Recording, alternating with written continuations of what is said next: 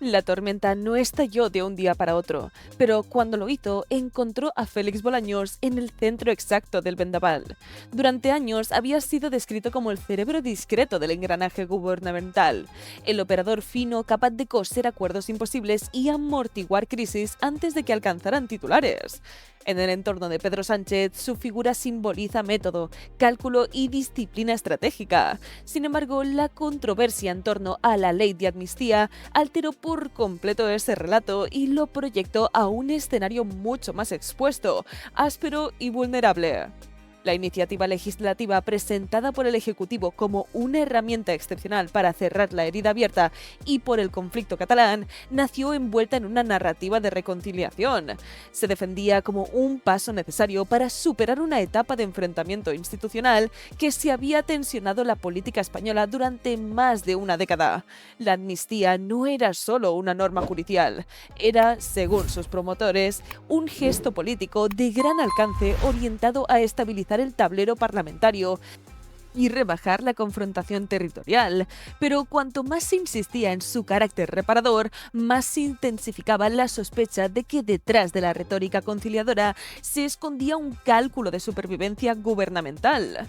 El giro decisivo se produjo cuando el comisionario europeo de justicia, Didier Reynders, remitió una carta al gobierno español solicitando aclaraciones y trasladando inquietudes sobre la compatibilidad de la norma con los principios estructurales del Estado de Derecho. El tono era diplomático, incluso prudente, pero el contenido revelaba reservas inequívocas.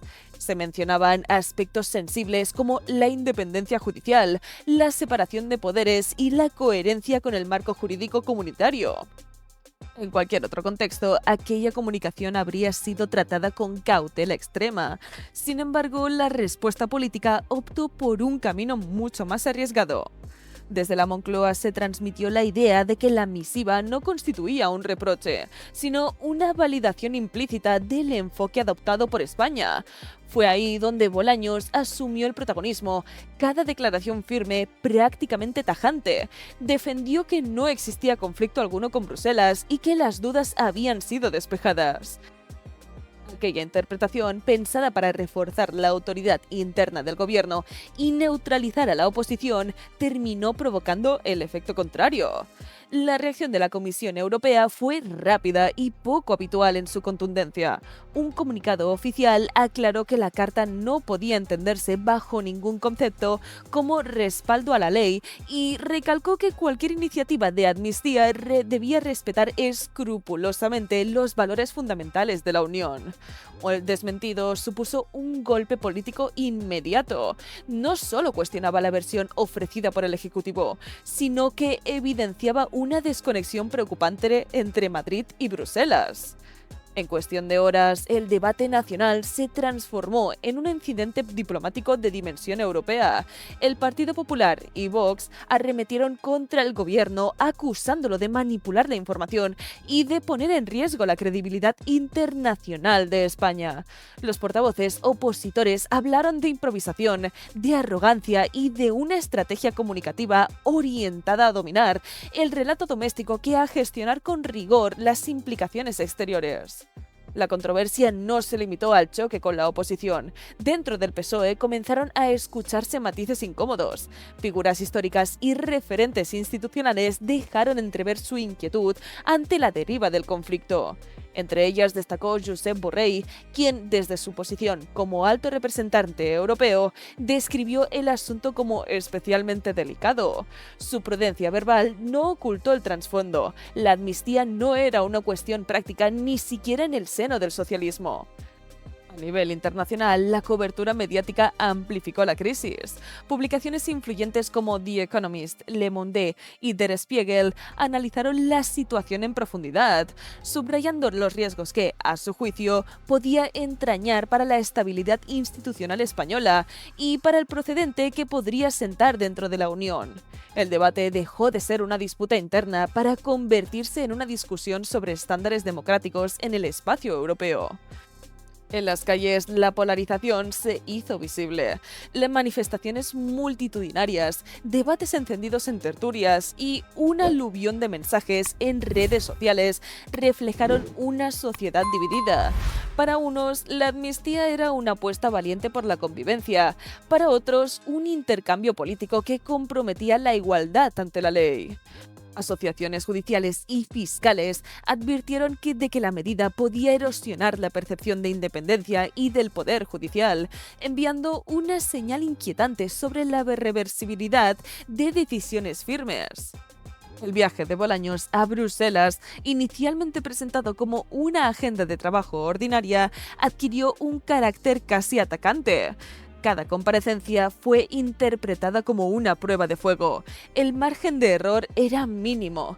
No se trataba solo de defender una ley concreta, sino de recomponer la confianza dañada y demostrar que España seguía alineada con los principios comunitarios. Diplomáticos y analistas coincidían en el que el desenlace influiría en la posición negociadora del país en futuros debates europeos. Mientras tanto, los mercados y observadores económicos seguían con atención la evolución del conflicto. La incertidumbre política rara vez es neutra. La percepción de inestabilidad institucional puede traducirse en cautela inversora y volatilidad financiera.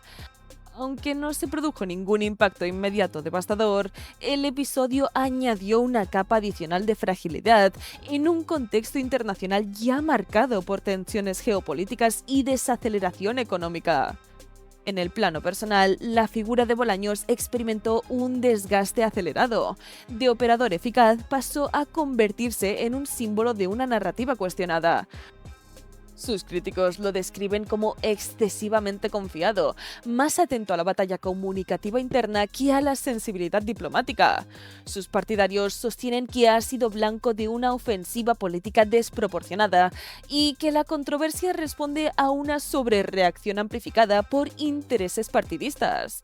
Pero más allá de las interpretaciones individuales, la crisis ha abierto un debate estructural sobre el equilibrio entre estrategia parlamentaria y principios institucionales. ¿Puede un gobierno impulsar una medida de gran calado político sin tensionar los fundamentos jurídicos que sostienen al sistema? ¿Dónde termina la negociación legítima y comienza el riesgo de deterioro democrático? Estas preguntas han trascendido la coyuntura y se han instalado en el centro del discurso político. La ley de amnistía, concebida como instrumento de distensión, terminó actuando como catalizador de desconfianzas acumuladas. Ha puesto a prueba la cohesión del bloque gubernamental, la solidez de la oposición y la capacidad del Estado para gestionar discrepancias dentro del marco europeo. También se ha evidenciado hasta qué punto, en una unión interdependiente, las decisiones nacionales tienen eco inmediato en el conjunto.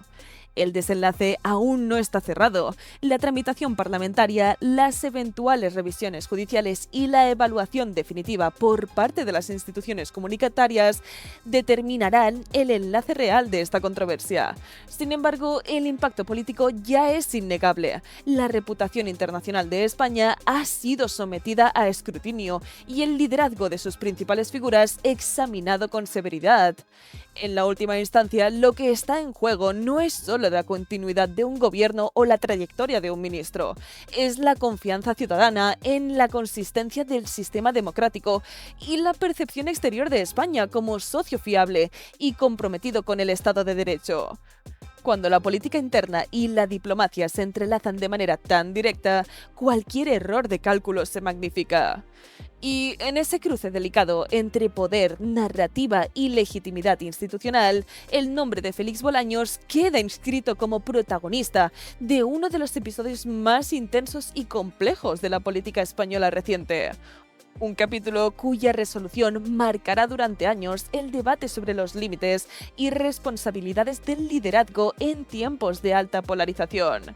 Pero bueno amigos, este es el final del video. No olvidéis darle me gusta si os ha gustado, suscribiros para más contenido y dejarme en la cajita de los comentarios cuál es vuestra opinión sobre este tema. ¿Creéis que Félix Bolaños debería ser sacado del gobierno de Sánchez? Dejádmelo en los comentarios.